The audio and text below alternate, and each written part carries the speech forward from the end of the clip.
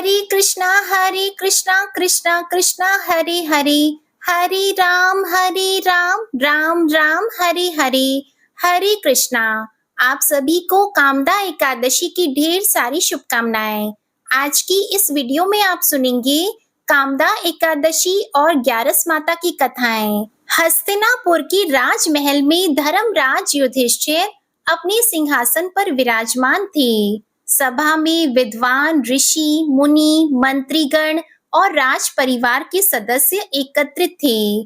तभी दिव्य आभा के साथ भगवान श्री कृष्ण अपने स्वर्णिम रथ पर प्रकट हुए। उनके आगमन से संपूर्ण राजसभा भक्ति रस में डूब गई। धर्मराज युधिष्ठिर ने श्रद्धा पूर्वक भगवान श्री कृष्ण का अभिवादन किया और बोले, हे माधव, आपने हमें एकादशी व्रत का महत्व बतलाया है, किंतु आज हमें यह भी बतलाइए कि ग्यारस माता का क्या रहस्य है। क्यों यह व्रत इतना पुण्यदायी है और कैसे माता ग्यारस भक्तों के सभी संकट को हर लेती है।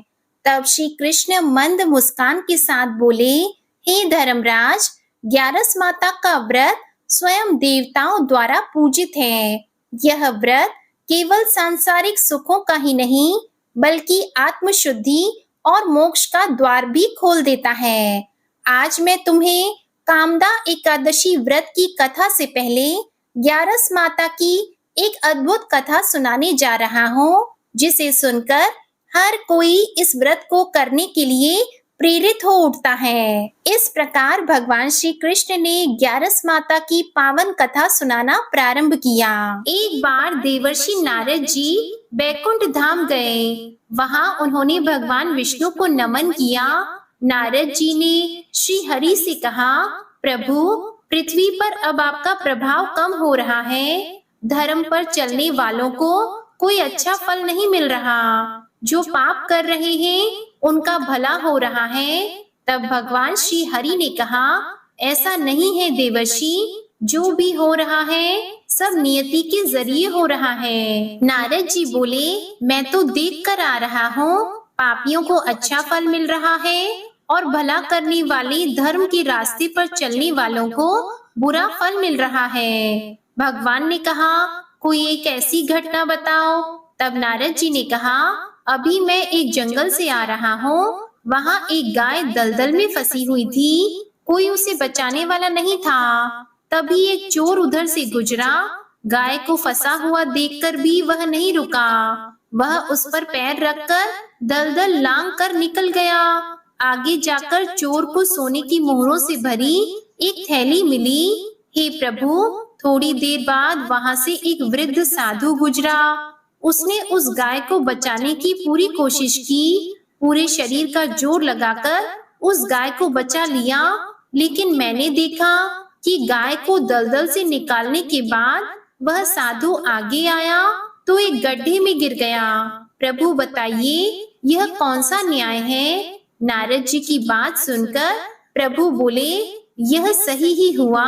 जो चोर गाय पर पैर रखकर भाग गया था, उसकी किस्मत में तो एक खजाना था, लेकिन उसके एक पाप के कारण उसे केवल कुछ मोहरें ही मिली। वहीं उस साधु को गड्ढे में इसलिए गिरना पड़ा क्योंकि उसके भाग्य में मृत्यु लिखी थी। लेकिन गाय को बचाने के कारण उसके पुण्य बढ़ गए और उसकी मृत्यु एक छोटी सी चोट में बदल गई। इंसान के कर्म से ही उनका भाग्य तय होता है। तो हे नारद, मनुष्य को कर्म करते रहना चाहिए, क्योंकि कर्म से भाग्य बदला जा सकता है। तो एक बार प्रेम से बोलिए, ओम नमो भगवते वासुदेवाय नमः। हरे कृष्णा। पार्वती पतये हर हर महादेव। प्रिय भक्त जनों, अब आपको सुनाते हैं एकादशी माता की कथा। इसके सुनने के बाद ही यह व्रत कथा पूर्ण होती है। एक बार एक बूढ़ी माँ ने एकादशी का व्रत रखा। बड़ा ही भक्ति भाव से पूजा अर्चना की। उन्हें वृद्धावस्था में क्या बाधा थी। वह तो अपने पुत्र पौत्रों की सुख सुविधा के लिए व्रत किया करती थी। वह दिन भर तो जरा कठोर मन से अपनी प्यास को रोके रही और दिन में ब्राह्मणों को मिट्टी के पात्र में भरकर पानी और ऋतु फल दान दिए, डोना भर भर के चीनी और दही का वितरण किया। उन्हें गर्मी के कारण बहुत बेचैनी हो रही थी, इस कारण वे बहुत देर तक पानी में पड़ी रही, मुंह धोती रही, तब कहीं थोड़ा बहुत धैर्य बंध पाया। धूप तो तेज पड़ ही रही थी, इस कारण उनका मुंह बार बार सूख रहा था और बहुत बेचैनी हो रही थी। एक तो बुढ़ापा और दूसरा यह भयंकर गर्मी। वृद्धावस्था की स्थिति तो कुछ दूसरे ही प्रकार की होती है। जैसे तैसे रो धोकर दिन कट पाया। अब पहाड़ सी रात सामने थी, उनका कटना बड़ा ही कठिन दिखाई दे रहा था। खटिया पर पड़े पड़े शांति नहीं मिल रही थी। वे बार बार करवट बदल रही थी। अनेक बार वे बाहर जाती और भीतर आती। उन्हें घर के अंदर शांति नहीं थी। वे खटिया पर पड़ी पड़ी एकादशी माता का स्मरण कर रही थी। वे कहती रही कि हे माता जी, आप मेरी लाज रखिएगा, आप ही मुझे शांति दीजिएगा, जिससे मैं यह व्रत कर सकूं और यह पहाड़ सी रात शांति पूर्वक व्यतीत हो सके। प्यास के कारण बूढ़ी माँ की बेचैनी तो बढ़ती ही जा रही थी। उन्होंने धैर्य रखने का बहुत प्रयास किया, किंतु सहनशीलता की सीमा टूट गई और वे घबराकर एकदम चिल्ला उठी, बोली कि बचाओ बचाओ। अम्मा का चिल्लाना सुनकर परिवार भर के नर नारी, बच्चे और पड़ोसी एकत्रित होकर बूढ़ी अम्मा के खटिया के समीप पहुंच गए। सबने पूछा कि अम्मा जी, आपको क्या हुआ? आप क्यों चिल्ला रही हैं? आप इस वृद्धावस्था में यह कठिन व्रत क्यों कर रही हैं? अम्मा जी, शक्ति से ही भक्ति होती है। थोड़ी ही देर में वे फिर से बोली कि अरे मेरे प्राण निकले जा रहे हैं, मेरी छाती पर ठंडे पानी का घड़ा रख दो। अब नातियों ने दादी की छाती पर ठंडे पानी का पात्र रख दिया। तब उन्हें कहीं थोड़ा बहुत आराम मिला और थोड़ी देर के लिए उन्होंने अपनी आंखें बंद कर ली। अब एकादशी माता ने सोचा कि यह बूढ़ी अम्मा है तो बहुत कठोर, जरा जाकर उसकी परीक्षा लेनी चाहिए। वे आधी रात को मुर्गा बनकर टेर लगाने लगी। मुर्गा की आवाज सुनकर दादी जल्दी से उठी और बाहर जाकर आसमान की ओर देखा। आसमान में कहीं उन्हें प्रातःकालीन तारा नजर नहीं आया। वे सोचने लगी, यह मुर्गा क्यों और कैसे बोल गया? उन्हें प्यास तो लग ही रही थी, थोड़ा बहुत उनका मन भी विचलित हो गया था। अंत में उन्होंने दृढ़ निश्चय कर लिया कि मैं अब व्रत को करके ही छोड़ूंगी, चाहे भले ही मेरे प्राण क्यों न निकल जाएं। यह सोचकर फिर वे खटिया पर शिथिल होकर लेट गईं। थोड़ी देर में एकादशी माता ने उनकी फिर से परीक्षा लेनी चाहिए। एक छोटी सी बालिका एक ग्लास में शरबत लेकर उनके सिरहाने आकर खड़ी हो गई और जोर से बोली, दादी जी, सवेरा हो गया है, आप हाथ मुंह धोकर शरबत पी लीजिए। पहले तो शरबत का ग्लास देखकर उनका मन मचल उठा, किंतु अचानक व्रत का स्मरण हो आया और उन्होंने सोचा कि मैं किसी भी प्रकार से अभी शरबत नहीं पी सकती हूँ, और वे शांति पूर्वक अपनी खटिया पर लेट गईं। फिर थोड़ी ही देर में उन्हें ऐसा लगा जैसे किसी ने उन्हें पानी के कुएं में पटक दिया हो। वे बड़ी देर तक हाथ पैर चलाती रही, किंतु उन्होंने अपने मुंह में एक बूंद भी पानी जाने नहीं दिया। वे दृढ़ता पूर्वक अपने व्रत का पालन करती रही। थोड़ी देर में न जाने कहां से सामने आग जलने लगी, जिससे भारी गर्मी बढ़ने लगी। प्यास के कारण प्राण निकलने लगे, किंतु बूढ़ी अम्मा का कुछ भी नहीं बिगाड़ पाया। वे जहां की तहां मुस्कुराती हुई बैठी रही। थोड़ी ही देर में बाहर प्रकाश दिखाई देने लगा। ऐसा लगा जैसे सवेरा हो गया हो। बूढ़ी अम्मा ने जब बाहर निकलकर देखा तो समझ गई अभी सवेरा होने में 3-4 घंटे की देरी है। यह जानकर वे शांति पूर्वक इधर उधर घूमने लगी। फिर एकादशी माता यह बात अच्छी तरह से समझ गई कि यह बूढ़ी अम्मा किसी भी प्रकार से अपने व्रत से नहीं टल सकती हैं। वे उनके सत्य व्रत को अच्छी तरह से समझ गईं। अब सवेरा होते ही बूढ़ी माता ने स्नान किया, भगवान का पूजा पाठ किया, एकादशी की कथा सुनी, ब्राह्मणों को दक्षिणा देकर भोजन कराया। तब कहीं जाकर उन्होंने व्रत का पारण करके जल ग्रहण किया। कन्याओं को भोज कराने के बाद अम्मा ने स्वयं भोजन किया। उस श्रेष्ठ व्रत के प्रभाव से बूढ़ी अम्मा की आयु में वृद्धि हो गई। उनका घर परिवार हरा भरा हो गया। अब उनको कोई अभाव नहीं रहा। वे हर तरह से सुख साधनों से संपन्न हो गईं। नाती नातिन से उनका घर भर गया और वे उसी तरह से 12 महीने की एकादशी का व्रत करने लगी। एकादशी माता के व्रत के प्रताप से इस संसार में हर प्रकार के सुख भोग कर अंत में वे बैकुंठ धाम को चली गईं। जैसे एकादशी माता ने बूढ़ी माता और उनके परिवार को हरा भरा किया, ऐसे ही एकादशी माता हम सभी की मनोकामनाओं को पूर्ण करें। बोलिए श्री लक्ष्मी नारायण भगवान की जय। पद्म पुराण में वर्णित कामदा एकादशी की कथा के अनुसार एक समय धर्मराज युधिष्ठिर ने भगवान श्री कृष्ण से पूछा, हे वासुदेव, आपको नमस्कार है। अब आप मुझे यह बताइए कि चैत्र शुक्ल पक्ष में किस नाम की एकादशी आती है। तब भगवान श्री कृष्ण बोले, राजन, एकाग्र चित्त होकर यह पुरातन कथा सुनो, जिसे एक समय वशिष्ठ जी ने राजा दिलीप के पूछने पर बताई थी। राजा दिलीप ने वशिष्ठ जी से पूछा था कि भगवान, मैं एक बात सुनना चाहता हूँ। चैत्र मास के शुक्ल पक्ष में किस नाम की एकादशी होती है। तब वशिष्ठ जी बोले, राजन, चैत्र शुक्ल पक्ष में कामदा नाम की एकादशी होती है। वह परम पुण्यमय है। पाप रूपी ईंधन के लिए वह दावानल के समान है। प्राचीन काल की बात है, नागपुर नाम का एक अत्यंत सुंदर नगर था, जहाँ सोने के महल बने हुए थे। उस नगर में पुंडरीक आदि महाभयंकर नाग निवास करते थे। पुंडरीक नाम का नाग उन्हीं दिनों वहाँ राज्य कर रहा था। गंधर्व, किन्नर और अप्सराएं भी उस नगरी का सेवन करती थी। वहीं पर एक श्रेष्ठ अप्सरा थी जिसका नाम था ललिता। उसके साथ ललित नाम वाला गंधर्व भी था और वे दोनों पति पत्नी के रूप में रहा करते थे। दोनों ही परस्पर काम से पीड़ित रहा करते थे। ललिता के हृदय में सदा पति की ही मूर्ति बसी रहती थी और ललित के हृदय में सुंदरी ललिता का नित्य निवास था।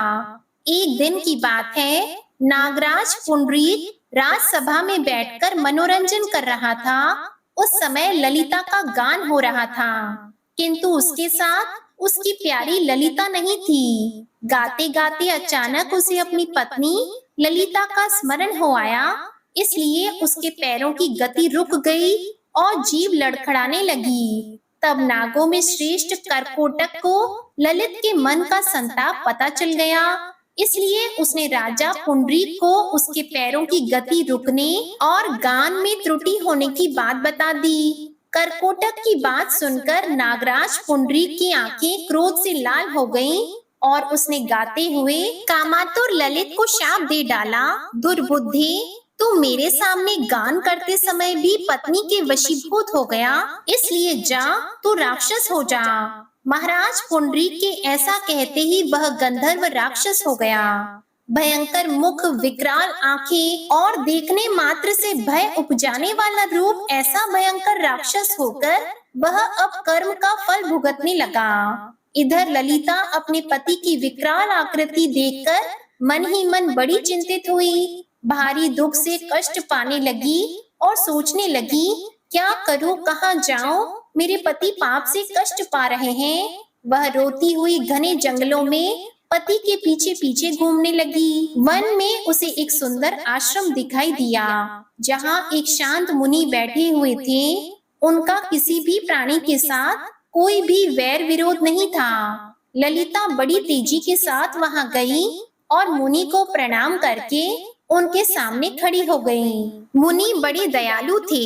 उस दुखिनी को देखकर वे इस प्रकार बोले, शुभे, तुम कौन हो, कहाँ से आई हो? मेरे सामने सच सच बताओ। ललिता बोली, महामने, वीर नाम वाले एक गंधर्व हैं। मैं उन्हीं महात्मा की पुत्री हूँ और मेरा नाम ललिता है। मेरे पति अपने पाप दोष के कारण राक्षस हो गए हैं और उनकी यह अवस्था देखकर मुझे बिल्कुल भी चैन नहीं है। हे ब्राह्मण, इस समय मेरा जो कर्तव्य हो वह बताइए। हे विप्रवर, जिस पुण्य के द्वारा मेरे पति राक्षस भाव से मुक्ति पा जाएं, कृपया उसका उपदेश कीजिए। तब ऋषि बोले, शुभे, इस समय चैत्र शुक्ल पक्ष की कामदा नाम की एकादशी तिथि है, जो सब पापों का नाश करने वाली और अति उत्तम है। तुम उसी का विधि पूर्वक व्रत करो और इस व्रत का जो पुण्य हो उसे अपने स्वामी को दे डालो। पुण्य देने पर क्षण भर में ही उसके शाप का दोष दूर हो जाएगा। भगवान श्री कृष्ण कहते हैं, हे राजन, मुनि का यह वचन सुनकर ललिता को बड़ी प्रसन्नता हुई और उसने एकादशी को उपवास करके द्वादशी के दिन उन ब्रह्म ऋषि के समीप ही भगवान वासुदेव के श्री विग्रह के समक्ष अपने पति के उद्धार के लिए यह वचन कहा, मैंने जो यह कामदा एकादशी का उपवास व्रत किया है, उसके पुण्य के प्रभाव से मेरे पति का राक्षस भाव दूर हो जाए। वशिष्ठ जी कहते हैं, ललिता के इतना कहते ही उसी क्षण ललित का पाप दूर हो गया। उसने दिव्य देह धारण कर लिया और वह राक्षस भाव भी चला गया और उसे पुनः गंधर्वत्व की प्राप्ति हो गई। हे राजन, वे दोनों पति पत्नी कामदा के प्रभाव से पहले की अपेक्षा और भी अधिक सुंदर रूप धारण करके विमान पर आरूढ़ होकर अत्यंत शोभा पाने लगे। यह जानकर इस एकादशी के व्रत का यत्न पूर्वक पालन करना चाहिए। मैंने लोगों के हित के लिए आपके सामने इस व्रत का वर्णन किया है। कामदा एकादशी ब्रह्म हत्या आदि पापों तथा पिशाच आदि दोषों का भी नाश करने वाली है। राजन, इसके पढ़ने और सुनने से वाजपेयी यज्ञ का फल प्राप्त होता है। जैसे ही श्री कृष्ण ने कथा का समापन किया, महल में घंटे घड़ियाल बज उठे। मंगल ध्वनि से संपूर्ण सभा गूंज उठी। सभी ने उत्साह पूर्वक इस पावन व्रत को धारण करने का संकल्प लिया। अंत में भगवान श्री कृष्ण ने सभी को आशीर्वाद दिया और उनके चरणों में प्रणाम कर सभा विसर्जित हुई। प्रेम से बोलिए श्री कृष्ण भगवान की जय। कामदा एकादशी की जय। प्रिय भक्त जनों, अब मनोकामनाओं की पूर्ति करने वाली बड़ी ही सुंदर कथा को सुनते हैं। इस कथा को पूरा अवश्य सुनिएगा।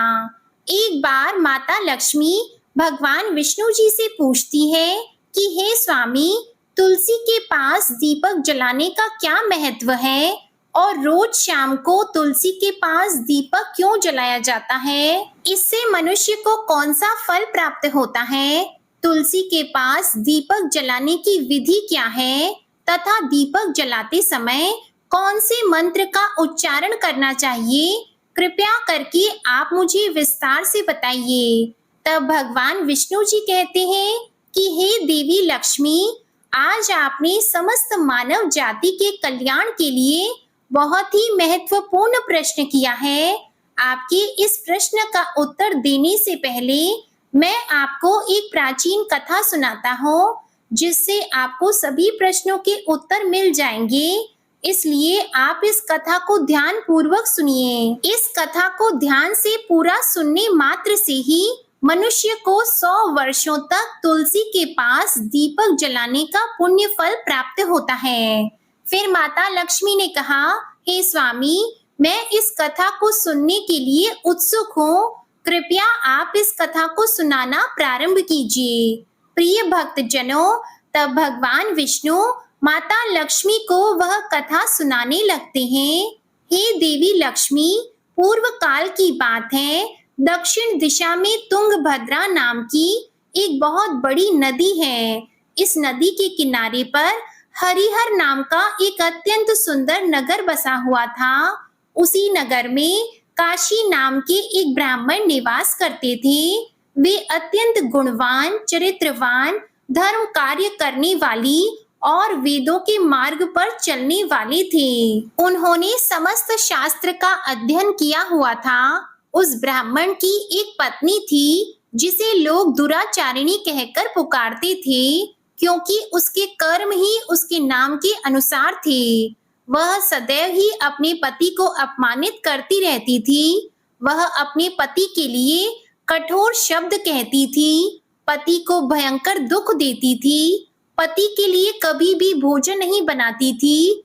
उसने अपने पति के साथ कभी शयन नहीं किया, कभी उसके साथ प्रेम से व्यवहार नहीं किया।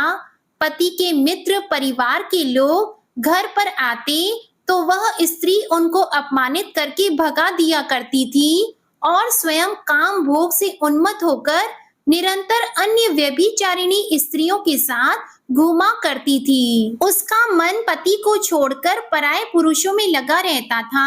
उसने कभी अपने पति से प्रेम से बात नहीं की, किंतु पराये पुरुषों के संग बैठकर बातें किया करती थी।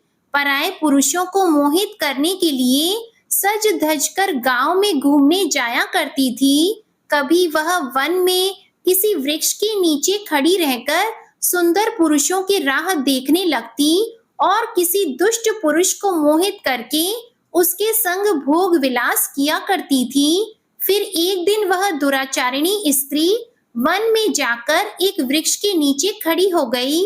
उसका मन काम से भरा हुआ था। वह किसी सुंदर कामी पुरुष की राह देख रही थी, किंतु समय निकलने के बाद भी उस स्थान पर कोई पुरुष नहीं आया।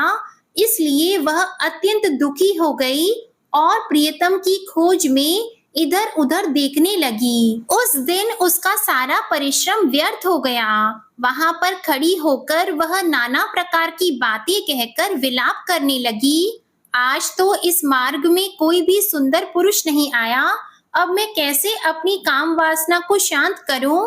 वह जोर जोर से विलाप करने लगी। उस जंगल में एक भयानक बाघ निवास करता था। उस पापिनी स्त्री की आवाज सुनकर वह जाग गया और उछलकर उस स्त्री का भक्षण करने के लिए उसके पास आ गया। उस भयंकर बाघ को देखकर उस स्त्री के पसीने छूटने लगे। वह भय से थर थर कांपने लगी। वह स्त्री कुछ करती, इतने में ही उस बाघ ने अपने पंजे से उसे घायल कर दिया और वह स्त्री जमीन पर गिर पड़ी। जमीन पर गिरते ही वह स्त्री चिल्लाते हुए बोली, अरे बाघ, तू किस लिए यहाँ पर आया है? मुझे क्यों मार रहा है? तुम मुझे छोड़ दो। मेरा भक्षण करके तुम्हें क्या मिलेगा? उस स्त्री की यह बात सुनकर वह भयानक बाघ क्षण भर के लिए रुक गया और हंसते हुए बोला, हे दुष्टा, आज विधाता ने तुझे मेरा ग्रास नियुक्त किया है। तुझ जैसी पापिनी स्त्री का भक्षण करना ही मेरा काम है, तभी तुझे इस शरीर से मुक्ति मिलेगी। वह स्त्री कहने लगी, हे बाघ, तुम कौन हो? मुझे सच सच बताओ, तुम्हें किस कारण से बाघ की योनि में जन्म लेना पड़ा और तुम मुझ जैसी स्त्रियों का भक्षण क्यों करते हो? पहले मुझे सारी बात बताओ और फिर मेरा भक्षण करो। फिर बाघ कहने लगा, हे पापिनी, मैं तुझे पूर्व जन्म का वृतांत सुनाता हूँ, किस कारण से मुझे बाघ बनना पड़ा। पूर्व काल में दक्षिण देश में एक नदी थी। उस नदी के तट पर एक नगरी बसी हुई थी। उस नगरी में मैं निवास करता था। मैं एक ब्राह्मण का पुत्र था और नदी के किनारे बैठकर यज्ञ आदि कार्य किया करता था। मैंने उस जन्म में अनेक पापियों के लिए यज्ञ किया, उन पापियों के घर का भोजन किया। मैंने धन के लोभ से अनेक पापियों के लिए कार्य किया। जिन वस्तुओं का दान ब्राह्मण को नहीं लेना चाहिए, उन वस्तुओं का दान भी मैंने ग्रहण किया और दूसरों से धन लेता था, लेकिन कभी वापस नहीं करता था। इस प्रकार से पाप करते हुए मुझे बहुत साल बीत गए और मैं वृद्ध हो गया। मेरे बाल सफेद हो गए, मुंह के सारे दांत गिर गए, लेकिन फिर भी मेरी दान लेने की आदत नहीं छूटी और मैं पाप करता चला गया। फिर एक दिन मैं धन के लोभ से नदी किनारे गया और अन्य धूर्त ब्राह्मणों के साथ मिलकर हमने लोगों को ठगा। झूठ मंत्र वचन बोलकर हमने बिना विधि विधान किए ही देवी देवताओं का पूजन किया और बहुत सारा धन दान में ले लिया। फिर उसी स्थान पर एक बीमार कुत्ते ने मेरे पैर में काट लिया और मैं मूर्छित होकर गिर पड़ा। उसी क्षण मेरे प्राण चले गए। फिर यम के दूत उस स्थान पर प्रकट हुए और मुझे पकड़कर यमपुरी ले गए। यहाँ पर यमराज ने चित्रगुप्त से मेरे कर्मों का लेखा जोखा निकालने के लिए कहा। फिर चित्रगुप्त कहने लगे, हे धर्मराज, इस ब्राह्मण ने घोर पाप किए हैं। इसने दूसरों से झूठ कहकर धन लूटा है, विधि विधान से पूजा न करके झूठे मंत्र बोलकर भगवान का अपमान किया है। इसलिए यह पापी ब्राह्मण केवल नरक जाने के ही योग्य है। फिर यमराज ने अपने दूतों को आदेश दिया कि मुझे नरक की अग्नि में डाल दिया जाए और कई वर्षों तक सजा भोगने के बाद मुझे बाघ का शरीर प्राप्त हुआ और मैं इस दुर्गम वन में निवास करने लगा। मैं अपने पूर्व जन्म के पापों को याद करके कभी महात्मा, साधु पुरुष, सती स्त्रियों का भक्षण नहीं करता हूँ। मैं केवल पापी, दुराचारी और उल्टा स्त्रियों का ही भक्षण करता हूँ ताकि मुझे पाप से मुक्ति मिल जाए। फिर बाघ उस स्त्री से कहने लगा, हे पापिनी, तेरे आचरण से तू उल्टा दिखाई देती है। अपने पति को छोड़कर तू इस वन में अन्य पुरुषों के साथ भोग विलास करने के लिए आई है, इसलिए आज तो मेरा ग्रास अवश्य बनेगी। इतना कहकर उस बाघ ने अपने तीक्ष्ण नाखून से उस पापिनी स्त्री के टुकड़े टुकड़े करके उसे खा लिया। फिर उस स्थान पर यम के दूत प्रकट हुए और उस पापिनी स्त्री को उठाकर यमपुरी ले गए। चित्रगुप्त ने उस स्त्री का लेखा जोखा निकाला और यमराज को बताया। यमराज ने उस स्त्री को घोर नरक में डाल दिया। कई वर्षों तक नरक की अग्नि में जलने के बाद उसने फिर पृथ्वी लोक पर एक चांडाल के घर में जन्म लिया और वह फिर से दुख भोगने लगी। इस दुख को सहन करते करते एक दिन वह तीर्थ में स्नान करने के उद्देश्य से अनंतपुरा में चली गई। वहां पर एक आश्रम के बाहर निवास करने लगी। वहां उस आश्रम में एक तुलसी का पौधा था। अन्य स्त्रियों को वहां पर तुलसी के पास दीपक जलाते हुए देखकर उस पापिनी स्त्री ने भी वही किया। उसने तुलसी के पौधे के पास एक दीपक जला दिया। फिर उसी रात हृदयघात से उसकी मृत्यु हो गई और यमराज के दूत उसे ले जाने के लिए वहां पर प्रकट हुए। जैसे ही यम के दूत उस पापी स्त्री को पाश में बांधकर ले जाने लगे, तभी भगवान विष्णु के दो पार्षद उस स्थान पर प्रकट हुए और उन्होंने उन दोनों को रोक लिया और कहने लगे, हे दूतों, इस स्त्री को तुम छोड़ दो। यह स्त्री नरक जाने के योग्य नहीं है। तुम किसके आदेश से ऐसा अधर्म कर रहे हो? तब उन यमदूतों ने कहा, हम यमराज के आदेश से इसे लेने आए हैं, किंतु आप हमें किस कारण से रोक रहे हैं? यह स्त्री तो अत्यंत पापी है। तब भगवान विष्णु के पार्षद कहने लगे, यह स्त्री तो विष्णु भक्त है, यह नरक जाने योग्य नहीं है। इसने शाम को तुलसी के पास दीपक जलाया है, इसी कारण से इसके समस्त पाप नष्ट हो गए हैं, इसलिए अब यह नरक जाने के योग्य नहीं है।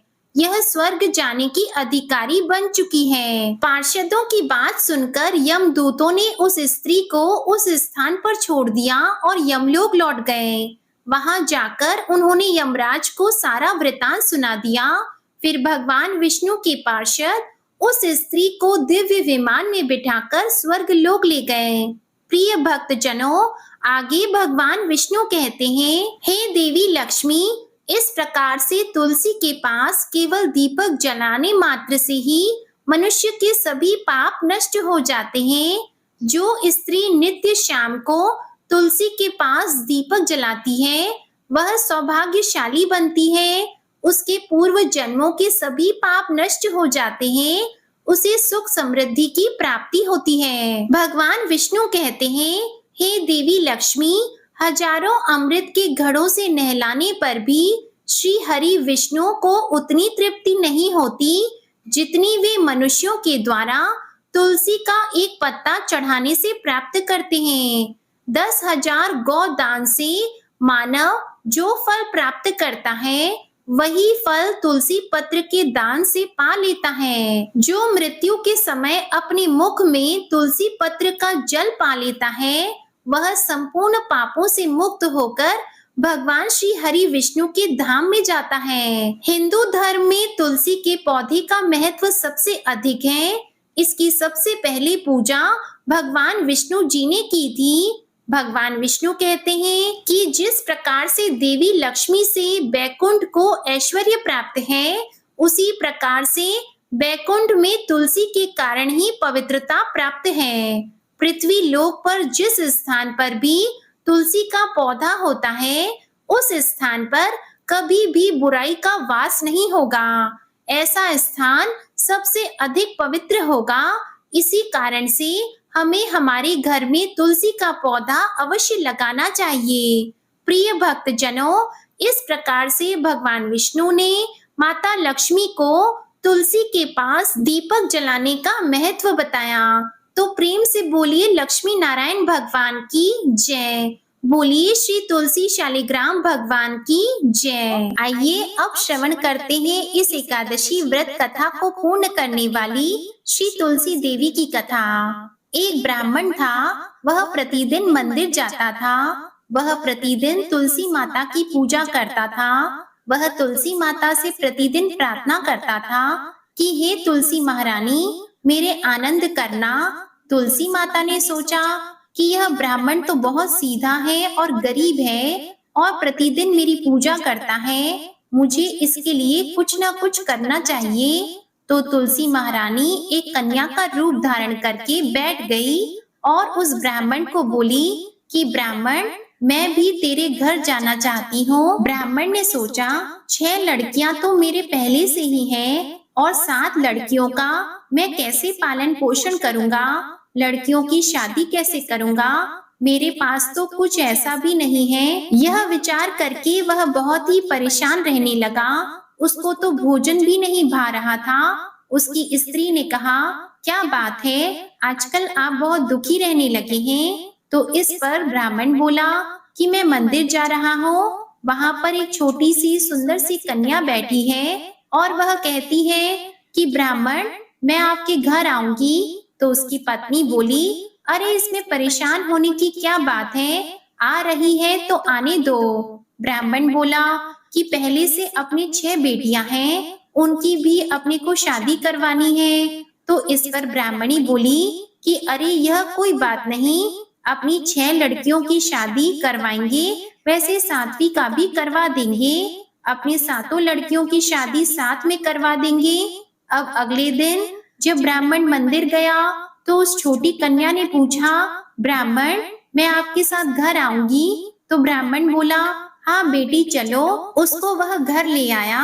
तुलसी माता के कन्या रूप में ब्राह्मण के घर आने से ब्राह्मण के घर बहुत ही आनंद हो गया। घर में लक्ष्मी की बारिश होने लगी। जब ब्राह्मण 7 कन्याओं की शादी के लिए वर ढूंढने लगा तो उस छोटी कन्या ने कहा कि मेरे तो शालिग्राम जी के मंदिर में जाकर शालिग्राम जी को बोलना कि बारात लेकर आए और मेरी 6 बहनों को तुम्हारी इच्छा से वर ढूंढना। अब तुलसी महारानी की दया से ब्राह्मण के घर में सब प्रकार के जेवर और वस्त्र सब तैयार हो गए और बड़ी ही धूमधाम से उसकी 6 बेटियों का विवाह हुआ। तब ब्राह्मण ने उस कन्या का विवाह श्री शालिग्राम जी से करवाया और अत्यंत ही परम गति को प्राप्त किया।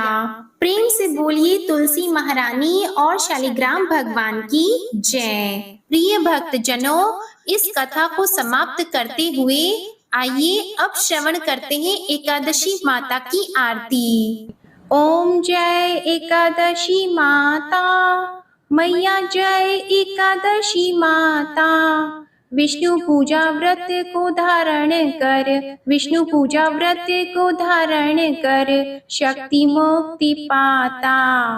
ओम जय एकादशी माता।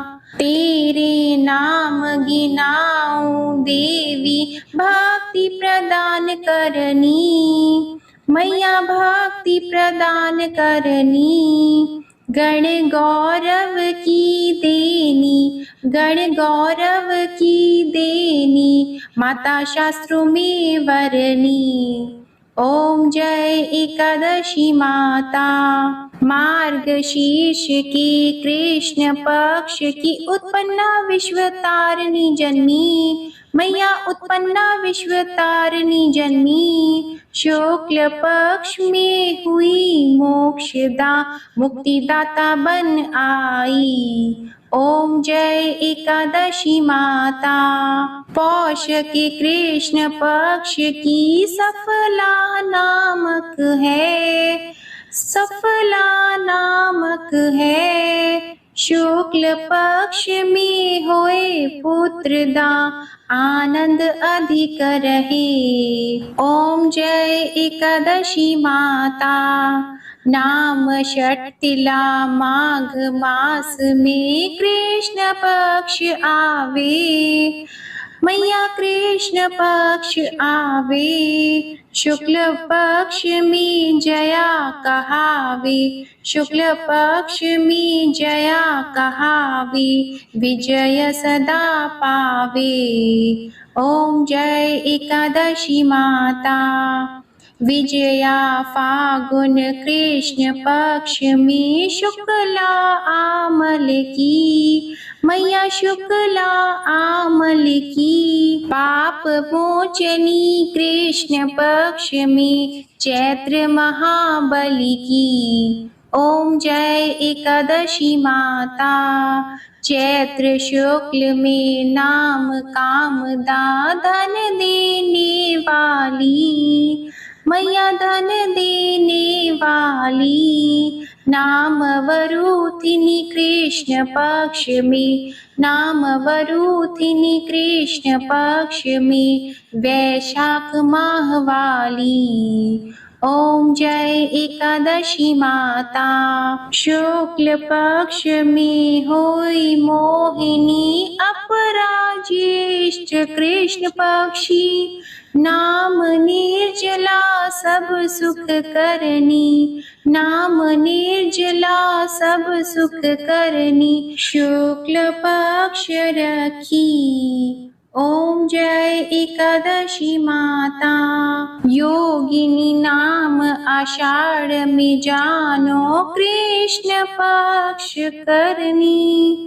देव शयनी नाम कहायो, शुक्ल पक्ष धरनी। ओम जय एकादशी माता।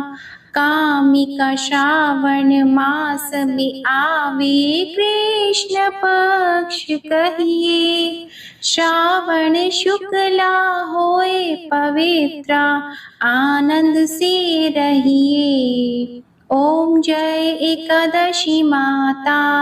अजा भाद्रपद कृष्ण पक्ष की परिवर्तिनी शुक्ला, इंद्रा आश्विन कृष्ण पक्ष में, इंद्र आश्विन कृष्ण पक्ष में, रत से भवसागर निकला।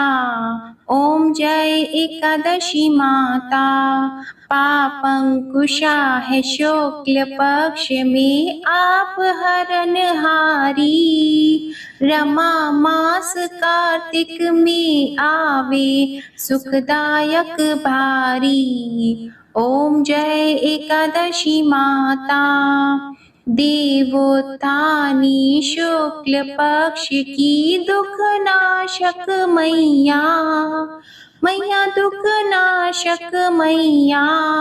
पावन मास में करूं विनती, पावन मास में करूं विनती, पार करो नैया। ओम जय एकादशी माता। परमा कृष्ण पक्ष में होती, जन मंगल करनी। मैया जन मंगल करनी, शुक्ल मास में होए पद्मिनी, शुक्ल मास में होए पद्मिनी, दुख दारिद्र हरनी। ओम जय एकादशी माता।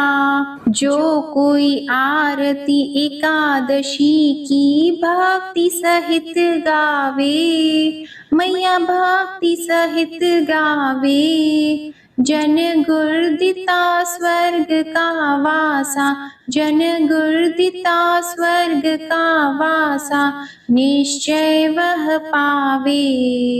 ओम जय एकादशी माता, ओम जय एकादशी माता, ओम जय एकादशी माता।